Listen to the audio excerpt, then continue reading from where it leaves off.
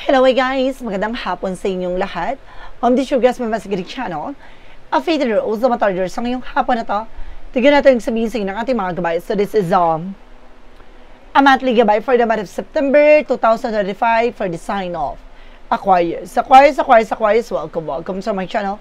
Ano kayang messages, advices, and spirit guides ang ating masasagap for today's video? Kanino kayang energy o kaganapan sa buhay ng mga Aquarius signs ang ating mga hagilap? So guys, this reading is a general reading lamang, hindi na't makaka-resonate. Kunin lamang po ang makaka-relate sa inyo and comment down below kung kaninong energy ang ating nasagap. Because don't forget to like and subscribe my channel and hit the notification bell for more videos update. Direkos maraming salamat po sa mga walang sawang pagsuporta sa aking channel.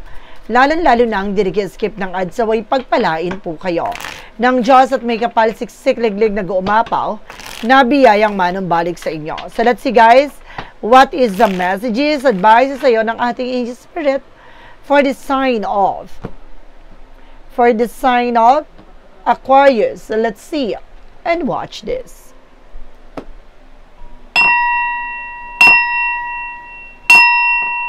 Angel Spirit, please give me information paano kayo sabihin sa inyo ng ating mga baraha. So there's the King of Wands, a vision. No, unti-unti mo na rin makikita ano mga posibilidad, ano man yung bagay na mangyayari sa siya inaharap. Unti-unti ka nang magkakaroon ng pasilip. No, makikita mo na ano man yung bagay na iyong ninanais. Ngayong buwan na to na September, maaaring may pagbabagong mangyayari sa buhay mo na matagal mo na tong gustong mangyari. No? And of course, there's something with the moon card, a dream coming true. No, ano man yung bagay na pinapangarap mo, maaaring abot kamay mo na. No, maaaring malaki yung pagbabago mangyayari sa'yo within, parang ang tagal mo tong hinintay.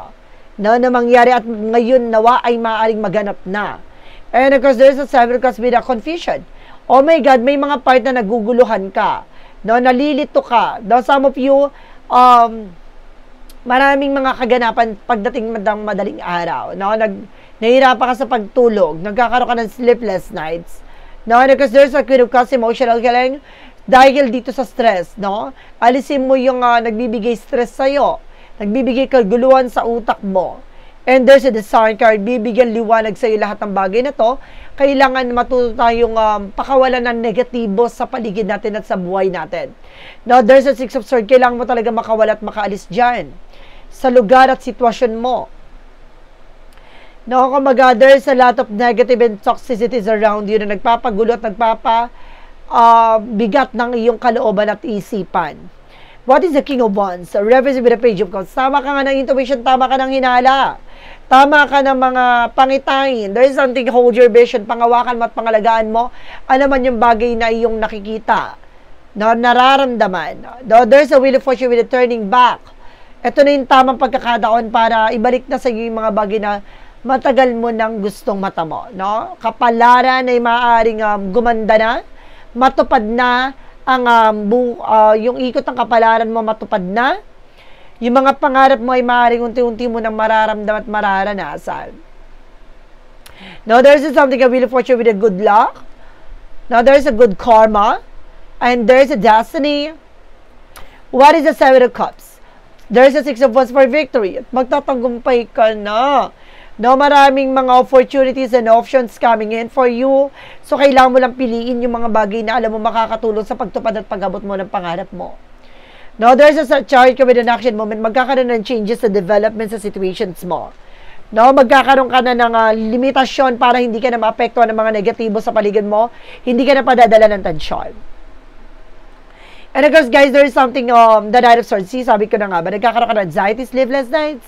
No, dahil because of these worries. So, lahat ng bagay na yun lilinawin sa'yo, kakalaruhin sa'yo. What is the Six of Swords? Represent with the Justice card. Justisya.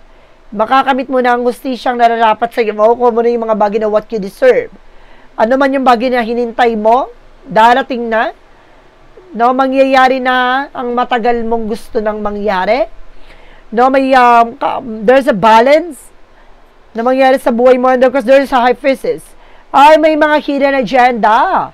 No, kaya bakit nangyayari yung mga bagay na yan? Tama ka nga ng hinala. There's something wrong behind the scene. So there's a full card, huwag ka masyado magtitiwala sa mga tao sa paligid mo. Huwag ka mag-alala, bilog ang mundo, bilog ang kapalaran mo, maaaring ipagkalob na sa'yo. Minsan ka nang nasa baba, pero iaangat ka na niya. No? And because there's something in new beginning. There's a strength card with a confident.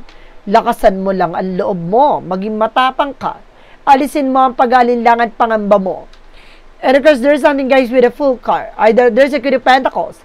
Maging mature ka how to manage and of course, how to manage and control your finances. No, maraming paparating na pagbabago, matuto tayong kumalma. No, wag kang padadala ng tensyon, awa ng mga tao sa paligid mo agad-agad. Mabilis ka kasing maawa kaya tinatry or niloloko kanila. No, there's a Four of Swords. See, nagkakaroon ka ng sleepless nights. No, dahil sa kung ano naman yung iniisip mo. So, kailangan mo ng cleansing dito para maliwanagan ka, ha? Kailangan mo ng para purification na para tanggalin yung negatibo or blockages sa buhay mo. No, para hindi ka na may stress. No, there is something, the King of Cups, there is a devoted supportive person. May taong sumusuporta at gumagawin sa'yo dito. At may taong tumutulong sa'yo. There is something justisya. Makakamit mo, ano man yung bagay ninais mo, makakalis ka na dyan sa sitwasyon at posisyon mo. And there's a Ten of Swords. Oh my God. No, ito yung sinasabi ko kanina, may hidden agenda. Alam mo na kung sino yung taong traidor. Ang taong gumagawa sa iyo ng hindi maganda ay maaaring mailantad na. And there's a Six of Cups. See? It's either a friend of your co-workers or a friend of yours or family related. Huwag ka masyado magtitiwala. Alam mo guys, some of you, baka napanaginipan mo itong tao na to. No? Nagkaroon ka na ng instinct kung sino to sumasalbahay sa iyo. And there's an Emperor. Maging mature ka na. Huwag ka na magbibigay ng informasyon kahit kanino. No? Proteksyonan mo na ito. There's a Ten of Cups. Na magiging masaya at magiging maligaya ka na dito. Na maging mature ka na this time. There's a Four of Wands by celebration. No, magkakaroon ng homecoming, family gathering. No, may maraming celebration na magaganap sa buhay mo dito. At magdadala sa'yo Nine of Pentacles with a blossoming. Lalago, lalakas to pag nakalaya ka, nakalis ka dyan. No, sa situation mo. No, there's a toxic environment, guys. No, kung hindi to family, co-workers, or a friend of yours. Kailangan marunong kang proteksyonan ng iyong sarili, guys. No, huwag ka masyadong magpapaniwala sa mga tatalinahagang salita. So, let's see what is additional messages tayo pagdating naman tayo sa finances and career, love life at kalusugan. Let's watch this. Within finances and career, finances and career, love life at kalusugan. Alamin na natin at tutumbukin natin ano pang kaganapan sa buhay mo. So, there's a Nine of Cups, there's a wish fulfillment. So, pagdating sa finances, no, naman yung bagay na pangarap mo, makakamtan mo na yan. At magkakaroon ng recovery, healing, no, gagaling ng yung mga karanasan, pinagdaanan na ba sa finances, no, baka nagkaroon ng bankruptcy.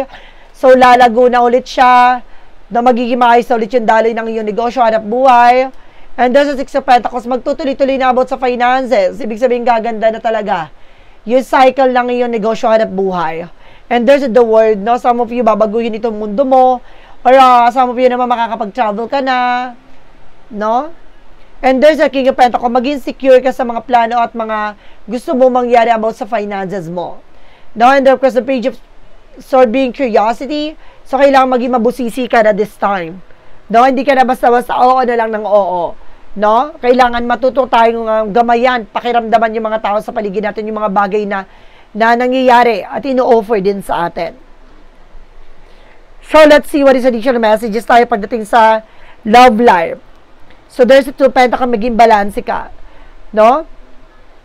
Timbangin mo kung itong tao na ito ay makakatulong sa'yo. No, siya na ba talaga yung makakasama mo? There's a Three of Wands. Matagal mo na itong hinintay. No, maaaring dumating na siya. No, maaaring maramdaman mo na ulit siya. And there's a Seven of Pentacles with a harvest moment. See? Ito na yung mga pinagpagod at pinaghirapan mo pagdating sa love life. Aanihin mo yan. Magiging maayos at there's a new love. May bagong pag-ibig na darating if you are being single. No, if you are being taken, maaaring mas sumiklab ang pagmamahal nyo sa isa't isa. No, there's an Empress card for self-love. Alagaan mo at mahalin mo yung sarili mo. Baka some of you guys, maaaring magbuntis ka. No, there's a Knight of Cups, there's an offer. Magkakaroon pa ng higher level commitment dito. May proposal. No? Romantic proposal. Pagdating sa kalusugan, there's a Two of Wands. Piliin mo lang yung mga bagay na pwede sa kalusugan mo, ha? Umiwas ka sa mga bawal sa'yo. Tantanan mo. There's a 3 of Pentacles, lalo-lalo na, no, yung mga taong nakakasalamuha mo kasi iba yung nagagawa ng stress and anxieties. No, dahil dyan sa mga tao sa paligid mo na stress ka. There's a Page of Pentacles. Invest wisely. No? Alagaan mo at pahalagahan mo ang iyong kalusugan. Kumain ka masusustansya. Putulin mo yung bagay na hindi na nag-serve sa'yo. With the King of Swords. Maging wise ka na this time. And there's an Knight of Wands na konting tiyaga na lang para sinasabi dito na may mga bagay na gusto mo na mangyari. No, kaya ka na-stress kasi minamadali mo. So, matuto tayong kumalma. Now, there's an 8 of Wands. So, bibilisin itong takbo na sitwasyon na to. Some of you, magkakaroon ka dito ng marami pang kaganapan, no? Pagdating sa kalusugan mo, gaganda ang iyong kalusugan at kalagayan. No, kailangan mo lang kumain ng mga more on veggies, no? Para malinis, no? Ma-detoxify yung digestive ng maayos. Kasi nahirapan ka matunawan, kaya nagki-create ng acid. So, kung ano nararamdaman mo. No? At sasabayan pa ng stress. Kaya parang, nagkala mo, nag-GERD ka, diba? May GERD ka or something, acid reflux, hindi. No? That because of stress at yung mga unhealthy foods na kinakain mo. So, let's see what is additional messages. With an angel spirit, pagdating naman tayo with a magic of fire messages, advices, and of course, the pick a card, yes or no. So, guys, kung bago ka sa channel ko, ang pick a card, yes or no, pwede ka magtanong. Isa lang ang magiging sagot dyan within 1, 2, or 3. Then, of course, kapag isip ka na magiging tanong mo at nakapili ka na ng sagot na magiging nakapili ka na ng number na magiging sagot mo, please comment down below at malalaman mo ang sagot sa dulo ng reading na to. Maraming salamat sa mga nag-share ng aking video sa mga uri ng social media platforms. Maraming salamat po. At maraming salamat din po sa mga solid subscribers and followers, and of course sa mga bagong subscriber and followers natin. Maraming salamat po. Let's see what is the magical fire messages advices, so let's watch this. So, let's see guys, no? Alamin natin lahat ng kaganapan pa sa buhay mo with the magical fire messages advices. So, let's see. Oh, there's an autumn with a harvest moment. So, ahani ka na ng mga pinaghirapan mo, ng mga pinagpaguran mo. Lahat ng bagay na pinaglaan naman ng panahon at ng mga pagod at paghihirap ay maaaring makakamtan mo na. There's an everything is okay. So, huwag kang mag-alala, lahat ng bagay na ito magiging okay din, no? Sa tamang panahon.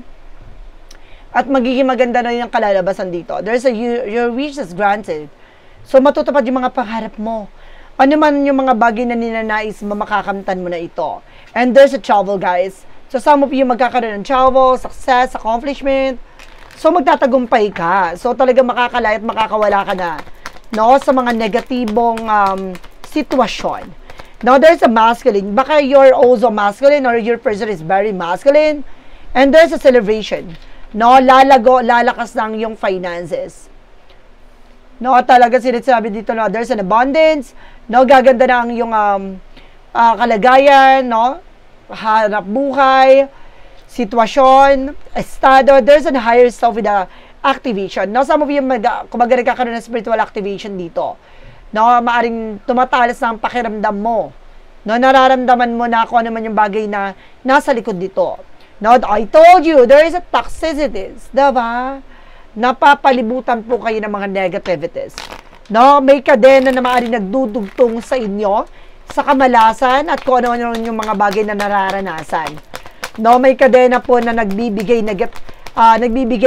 suliranin sa inyo na sunod-sunod. Yung magtataka ka na lang, no? Na parang sinalumula lahat ng mga malas, no? Ganon. Pag ganon na yung naranasan mo, may mali na sa sistema at eksena nangyayari sa buhay mo.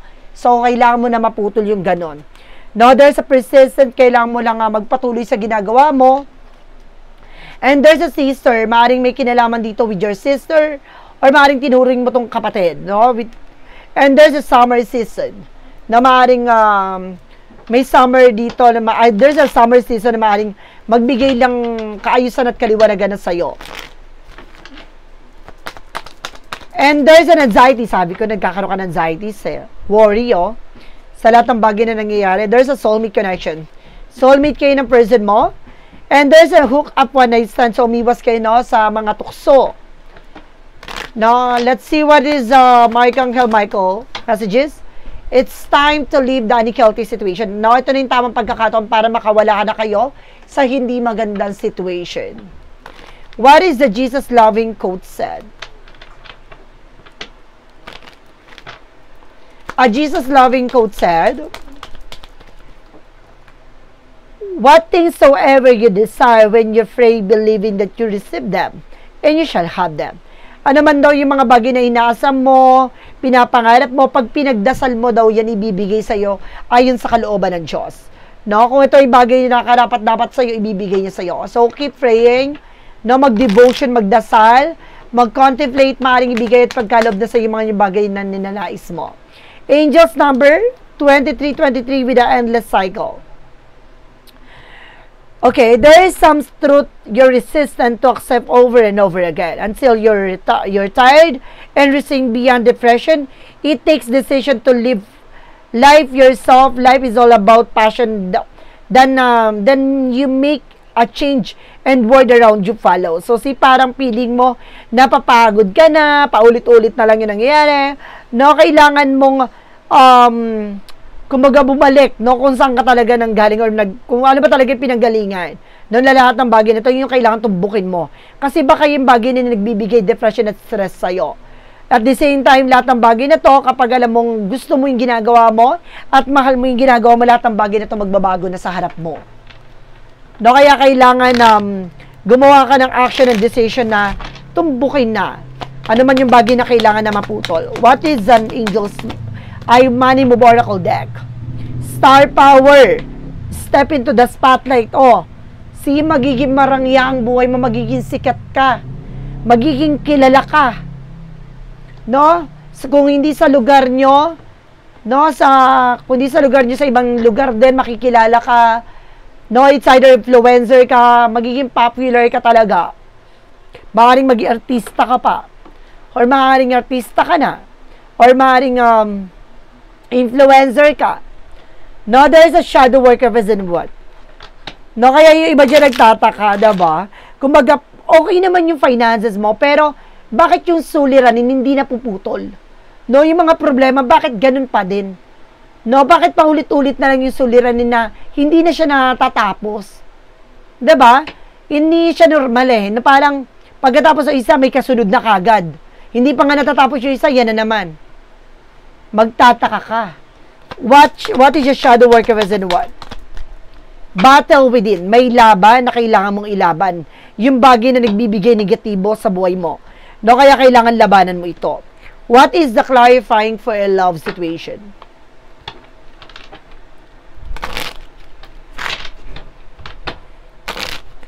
For clarifying for a love situation, represent with a deeper water. Napakalalim nitong nararamdaman nito. Napakalalim nito para makawala ka na at makalaya ka na sa negatibong mundo. No, kailangan na magising ka na sa katotohanan mo tulad ng nangyayari dito na para kang nasa lugar na puno ng takot at pangamba. There is a step out of your comfort zone. What lies beneath the future? What lies beneath the future? Represent, guys, with a fulfilling a fantasy. So, meron ditong, kumbaga, yung dating pinangarap mo na, ngayon parang gusto mo na talaga mangyari. No? O hanggang pangarap na lang ba? Yung bagay na kailangan mong malaman dito?